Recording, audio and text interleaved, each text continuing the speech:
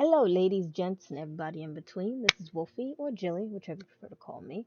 And this is my first time doing a video analysis of a gameplay preview. That was my cat, in case you heard it.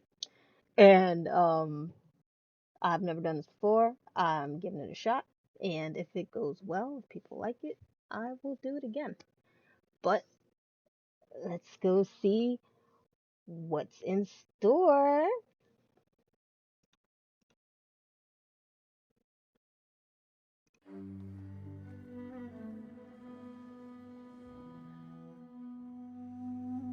Horizon Zero Dawn introduced an amazing foundation to Guerrilla Games' post-apocalyptic world. Following it up is no small feat, but after 4 hours of hands-on time with early portions of its sequel, Horizon Forbidden West is shaping up to be a fulfillment of all the promises made by its predecessor. Combat is more complex, exploration is more freeing, and the world is teeming with more intriguing life, both robotic and human, and meaningful things to do. The Forbidden West in all its glory still waits to be seen, but I'm not forbidden from telling you about so much of why it's an adventure on which I can't wait to embark.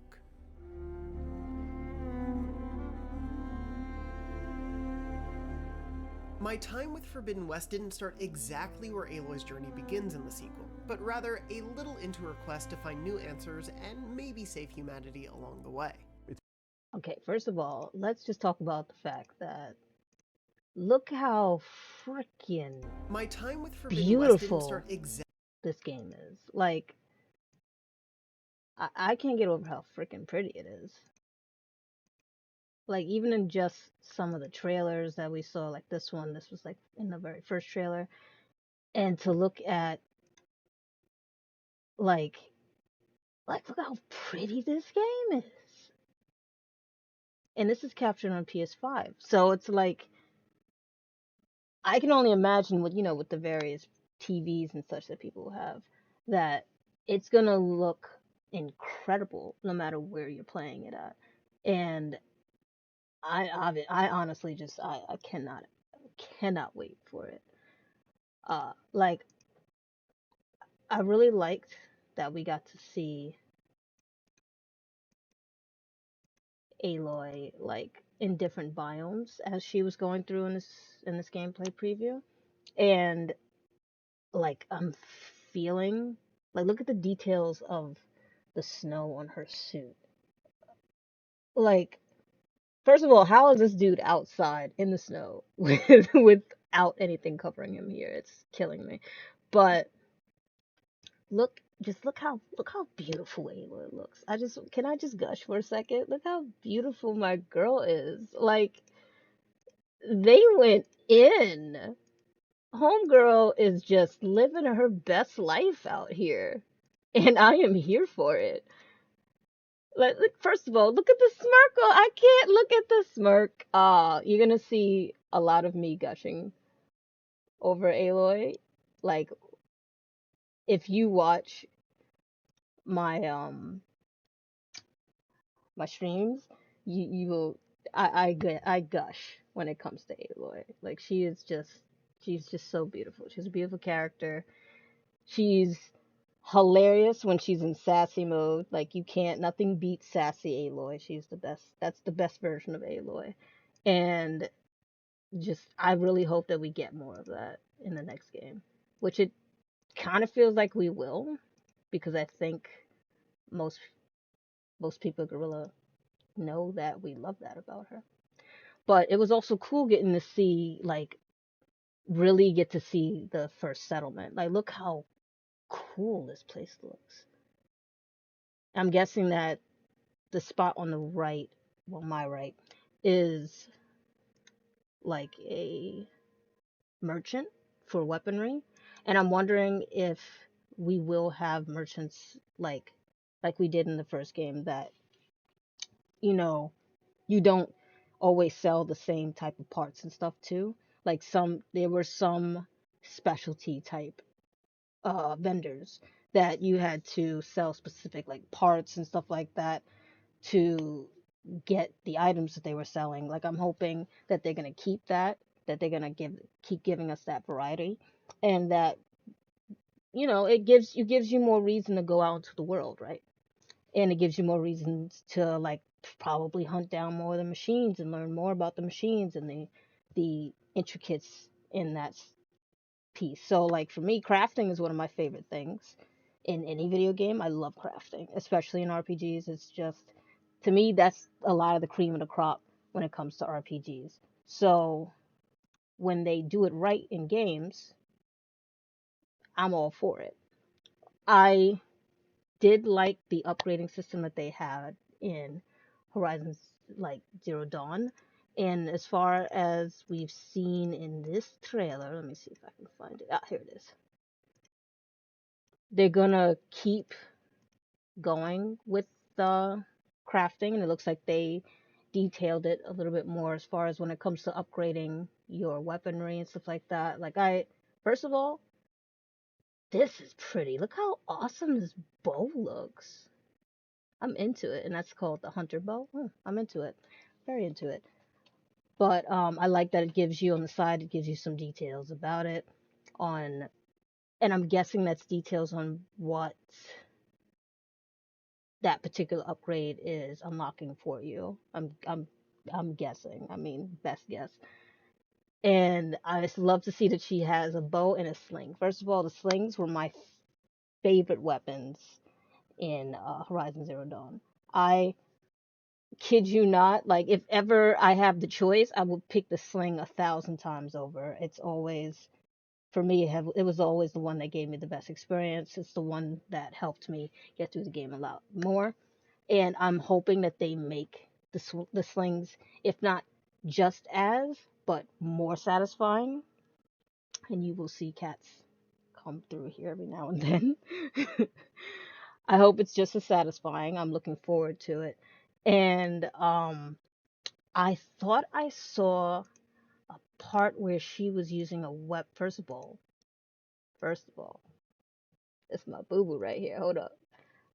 I love the Slitherfang. We haven't even fought the thing, and I love the Slitherfang. To me, that's my favorite.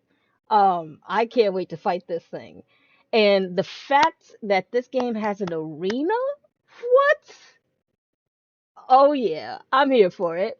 The last game that had an arena that I really like enjoyed it with was probably, and this is about to show my age, but Fable, the original Fable, not Anniversary Edition, not the original Fable. I loved the little arena tournament that they had during a part in that game. So for me, I loved when after that I loved when games started having like tournaments or little stuff like that. So to the fact that they added, like, I don't know who told them that it was a great idea to add it, but whoever did, give that person a raise because I am here for it. I absolutely love arenas, and it makes perfect sense in this world that they would have it. I mean, the question becomes, how did they gather the machines and control them enough to get them to be there stationarily? I'm trying not to get that in depth about it, but at the same time, it's a thought. But I can't wait to indulge in it. Like seeing this fight with this Slitherfang, this was awesome. Like, and look. First of all, look at the destructible environments. Like that is ah like when we saw it in like one of the first gameplay like kind of previews that they showed us at that state of play last year.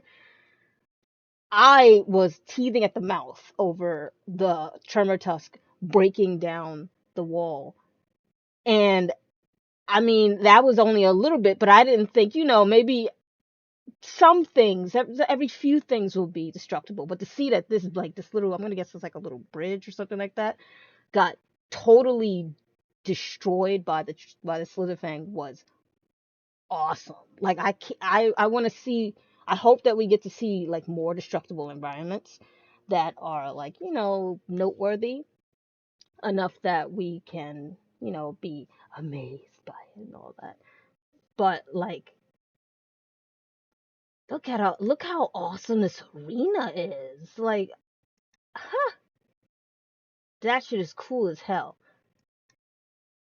Oh, and look, and then I'm seeing that these enemies have the whole poisonous thing going on too. I'm hoping that we get like maybe an armor piece, or maybe even a little like a slot that you can add in, like a little upgrade slot that you can add in that makes it so that you can have maybe certain outfits have like resistance to poisoning to the point where it's like if you like when you know you're about to fight an enemy that has that specific trait to them, you just don that and get to business. You know what I mean? Like, oh, and then that just makes me think about the crafting again. Like, I am highly excited for this game. If that's not obvious already. But yeah, but looking at like look at the oh look at how cool this fighting this damn thing is. Oh wait. Let's talk about that too. Hold up. So the weapon wheel looks really nice. I really like the way this weapon wheel looks. Shredder. Hmm. Iron Eater Shredder Gauntlet. That sounds interesting. I wonder what that is. I'm guessing these are bows. Yeah, these are the bows. This is this is the trapper, the tripcaster. I'm gonna guess that's another. I think that's a spear. I think that's your spear.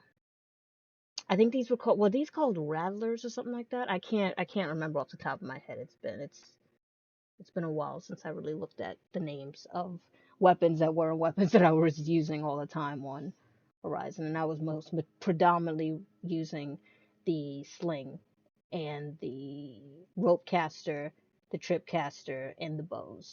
Those are my four main weaponry choices. So I might forget the names of the other ones, but I'm I like how much cleaner this looks. It still looks a lot like the original, so it gives that familiarity, but it's upgraded enough and it looks different enough to be a lot more pleasing on the eye. And I'm into it. I'm into it. I'm into it. I can't wait to really dive into that when it comes out. But look at this big boy. Look at him go.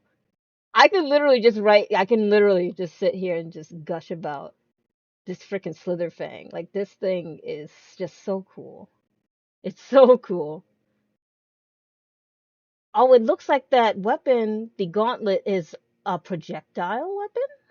Okay. All right. I'm with it. Okay. I'm with it. I'll take more projectile weapons. I'm with it. And again, just look how beautiful this game is. Look at all the use, the colors. Like, this is just all fall. That looks like just fall throughout that entire section. It's just in a permanent stage of fall. And look at the draw distance. Like you can see the freaking town. You can see the gold shimmer on top of the buildings and all that. Like I'm gonna guess that that large building in the center is like the marketplace, the where she was at, like where the food was being served and all that. That's what I'm guessing that is. Like, and even from there, you can see how pretty the water looks, how detailed the trees look, how nice. Look at the clouds. Like, damn. Like, what else can you say but damn? It just this game just is it just looks so goddamn incredible. I can't I I I I really can't. And of course, you got to have the signature when she propels off of things. I can't. I'm gonna be doing. I don't know why. I love just doing that for no reason. Freaking in Horizon, Zero Dawn. I don't know. Don't ask me why. And look at my boy Aaron. I'm excited to see more of Aaron and more of Varl and more of just first of all, they showed that my baby Petra is back. Hold up. I love Petra. I hated that we didn't have her like for too long in Zero Dawn because she was hysterical, okay? She had a lasting impression on me. So Petra and Talana, those two, we haven't seen anything or really gotten any confirmation on whether or not Talana is going to be returning. I hope she is. I'm like a huge fan of her character. And like, of course, we have that picture that is always memorable when it comes to Lana and Aloy when they came across the Thunderjaw. Um, that facial expression that they both shared was hysterical. I'll never get over it. But her aside, Petra was another one that like just stuck with me. So I'm like, her shameless flirting with Aloy is just, I love it. Like, it was a no, like, she was one of the only characters that did the shameless flirting with Aloy, because everybody and their mother flirted with Aloy in Horizon Zero Dawn. I mean, can you blame them? But whenever she did it, it was tasteful, it was respectful, and it was hysterical. Like, there was nothing sleazy about it. Like, I always thought when Eren was doing it, it was just really sleaze when he was doing it. I was glad when he finally like fell off of doing that. And but for her, it was different. It was to me, it was just they did it right with her, and it seems like she's still gonna be doing it in this game, and I'm really excited for it. So I'm hoping that her character plays a bigger deal this time around, because I'm a big fan. She's awesome. She's hysterical, and she, like, hold up. Let me see if this is the Characters scene. be more uniquely animated in their movements and facial expressions. About time there was something worth looking at in this dump. It's nice to see you too. Thankfully, Come on, yo, she's shameless, but look, but it's cute. It's like, I'm with it, and you can tell that Aloy's not really put off by it. She's put off by it whenever the dudes do it to her. She doesn't ever act that way whenever, like, females, especially like when Petra did it. She just kind of giggled about it, and I liked it. So, and again, look how awesome Aloy looks. Can we just my boo boo is so gorgeous. But that stuff aside, let me put that part of the fangirling aside. But I mean, overall, I had a really good time just watching this preview and getting to hear some more from Jonathan on this. And like, I love how much better the facial animations are. Like, for me, that was my biggest criticism for Zero Dawn. And they fixed it. They did a lot better when they did the DLC, Frozen Wilds. Um, the facial animations were better, but they were still just really odd. Like, it like their faces didn't really match with the emotion as well. And you can tell that the facial animations were just a little bit primitive. But I put that more on the fact that Gorilla was mostly doing first person shooter games, and majority of the time, it's Killzone. They were doing Killzone. Majority of the time in Killzone, everybody was wearing helmets. So it was very rare that you had to run into characters that didn't have some kind of helmet or mask on. So I'm gonna guess that they were still, figuring that out when it came to Horizon Zero Dawn, which to me was, again, a criticism, but passable for me. But it does look like they really went above and beyond to fix that problem here, and I'm with it, because so far everything they've shown us of the facial animations and stuff like that, it looks so much better and looks so much more realistic, and just overall, like look, like, they did a really good job. They did a really good job with fixing that up, because I'm not seeing that really awkward, like, there was like always like this awkward pause in between the conversation. It was short, but it was noticeable. And when you have that, that kind of destroys the flow of a conversation, because you're picking up on it. But it really does look like they fixed that, and it looks like they just they put their foot into this game. They put their whole ass foot into this game, and I am very proud of how it's coming out so far, and I still can't believe we're less than a month away. We're what, like we're pushing on 3 weeks soon, and it just everything they're showing, I'm here for it. Yeah, everything they're showing, I am definitely here for, and I hope you guys are too. And I hope that when we do finally get to play this game, that it lives up to all the expectations that it's setting for itself, really. Because honestly, in the beginning, I didn't have too many expectations simply because they shocked the hell out of me when it came to Horizon Zero Dawn. I did not know if they would be able to, like, going from predominantly first person shooters to going to this third person open world game. I didn't know how that was going to go, and they knocked it. They pretty much mostly knocked it out of the park. They had the few tweaks that they had to do. It looks like they took that criticism, they did something with it, and they added more on top. So really, you can't go wrong with that. And it looks like there's so much passion and love in this game, and I cannot. I simply just I can't wait to be a part of it. I can't wait to be a part of the adventure, and I hope that you guys are excited for it too. But until next time, this is Wolfy signing out.